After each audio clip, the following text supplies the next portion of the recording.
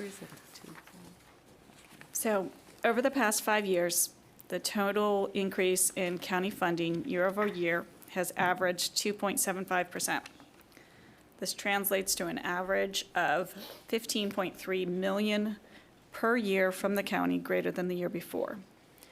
The budget proposal we're evaluating we've been evaluating for the last couple of weeks, incorporates an increase of 10.41%, which is $62.3 million more than last year from the county.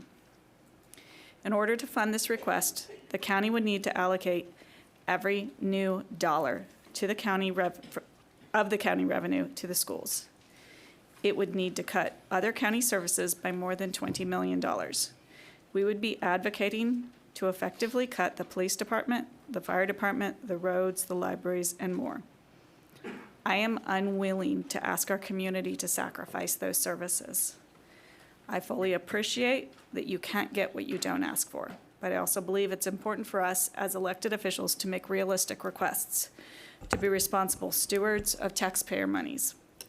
Last year, we asked for an amount well above the county's ability to support.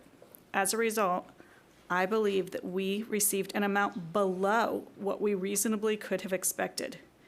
We were left with the need to make larger cuts and to do so in a compressed schedule in a very frantic way.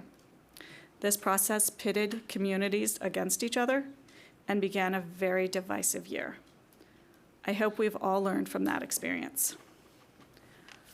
I'm supporting that we request a 4+1 increase in county funding.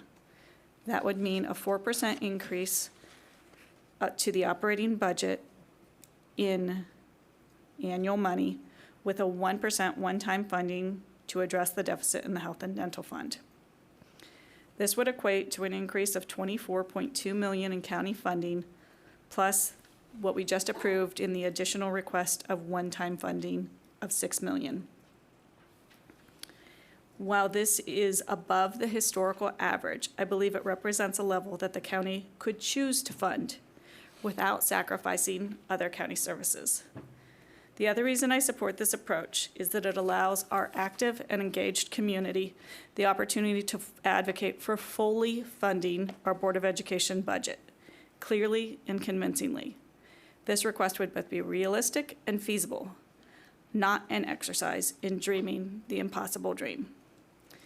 If we do not do our job and ask for a reasonable amount, then we are asking the county executive and the county council to do our job for us, to know what is best for our schools without these experts in the room, without the background, the research, and the complex understanding of the competing factors that you all have so valiantly and eloquently addressed.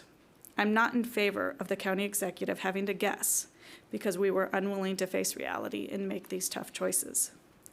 This 4+1 level of funding will not enable us to support everything needed that was in the superintendent's budget. We will need to make hard reductions. These are not easy decisions, and I do not look forward to them. Yet, we were not elected just to make the easy calls. And since the choice is whether to make them now or to be forced to make what I believe will be even more significant reductions later, I think it's critical that we make the responsible decision today, and I ask for my colleagues' support to do so. Ms. Delmont Small.